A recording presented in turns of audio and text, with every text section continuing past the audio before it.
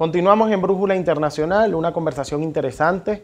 Hemos pasado por la situación entre Estados Unidos y Corea del Norte, conversamos un poco acerca de la situación cubana y extrapolamos a las relaciones internacionales de Venezuela y su presencia en los organismos internacionales y su presencia en esos escenarios importantes para el diálogo, para la negociación y para el encuentro entre la comunidad internacional. Importante las relaciones diplomáticas, pero más importante en nuestra realidad las relaciones económicas y comerciales.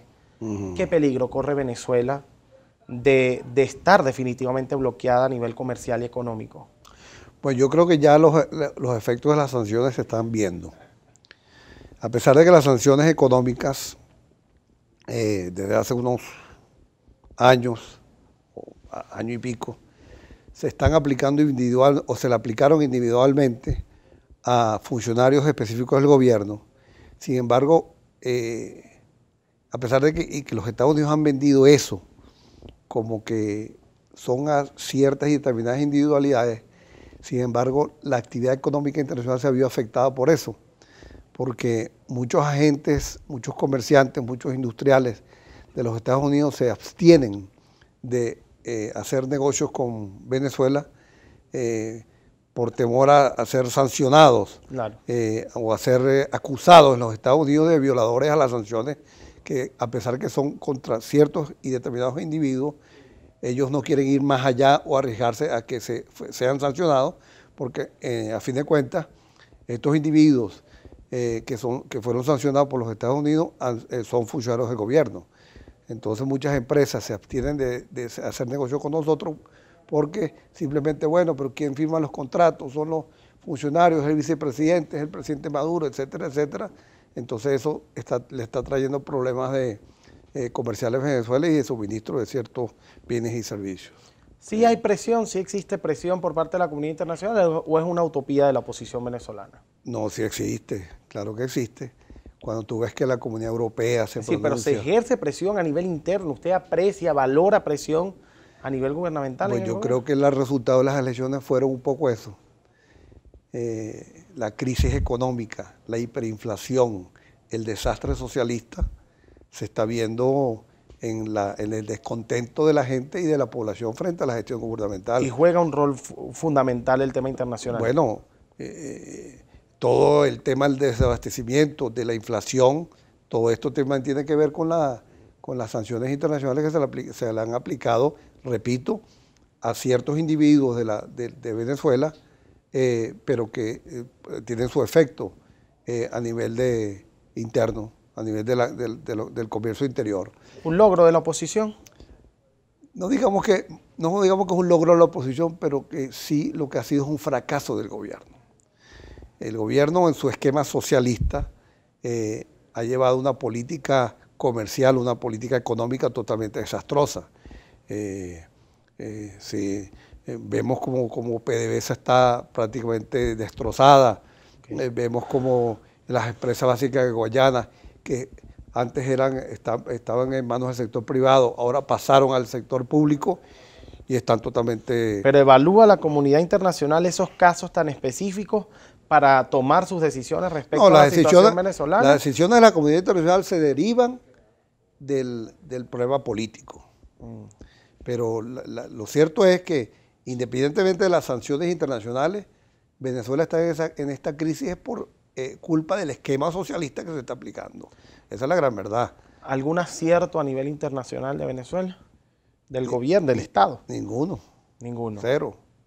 El mayor fracaso total. El mayor desacierto. Aislarse. Se ha enfrentado a todo el mundo. ¿Errores de la oposición? Muchos, muchísimos. La desunión que tiene la oposición, la agenda particular que tiene la dirigencia opositora ha causado también mucho la decepción del pueblo de Venezuela y de la mayoría de los venezolanos en esa dirigencia opositora. Y la diplomacia de la oposición, porque hay una diplomacia parlamentaria sin duda alguna también, o sea, nuestros diputados están haciendo diplomacia, se están moviendo a nivel internacional. Sí. ¿También han fracasado o cree que ha sido uno de los logros? No, yo creo que ellos han hecho lobby, pero internacional, yo no puedo jugar si es positivo o negativo, pero lo cierto es que la comunidad internacional ha tenido una voz muy fuerte en contra de lo que han sido las políticas socialistas del gobierno.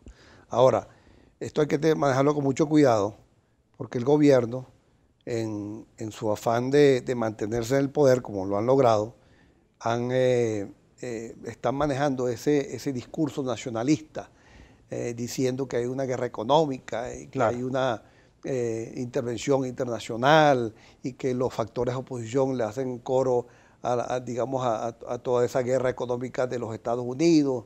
Entonces se genera cierto nacionalismo, sobre todo en los sectores radicales chavistas, y eso hay que manejarlo con mucho cuidado, porque yo creo que lejos de favorecer la oposición puede ser contraproducente para los propios factores de la oposición. Nos tenemos que ir a un corte, una respuesta rápida.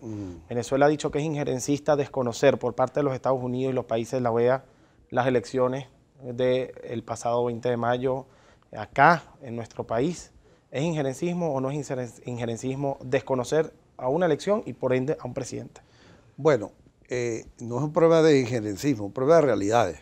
Aquí evidentemente el 20 de mayo hubo un claro ventajismo por parte del gobierno para favorecer al candidato de Nicolás Maduro. Eso no, el que tiene anteojos, basta con tener anteojos para ver lo que ocurrió. Y Venezuela, como ninguna parte del mundo, puede considerarse en este mundo interdependiente, tanto desde el punto de vista económico como político.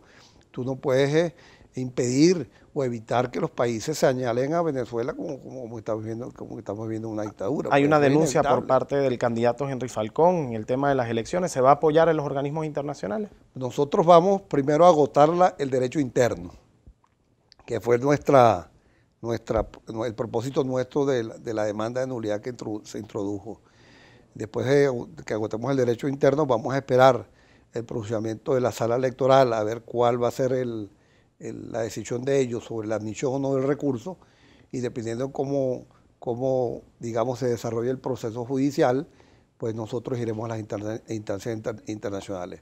Pero es bueno señalar que ese recurso que nosotros introdujimos en la sala electoral precisamente se debe a que teníamos que agotar las instancias. Nosotros sabemos cuál es más o menos la postura que ha asumido la sala electoral en circunstancias similares.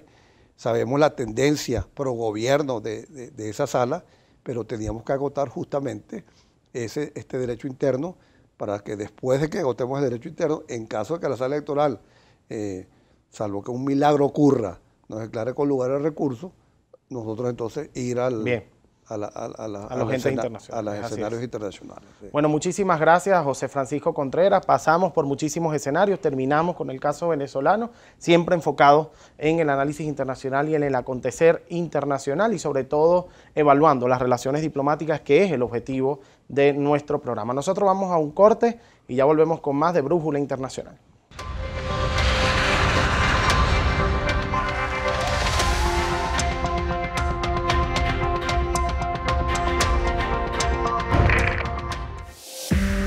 Usted está viendo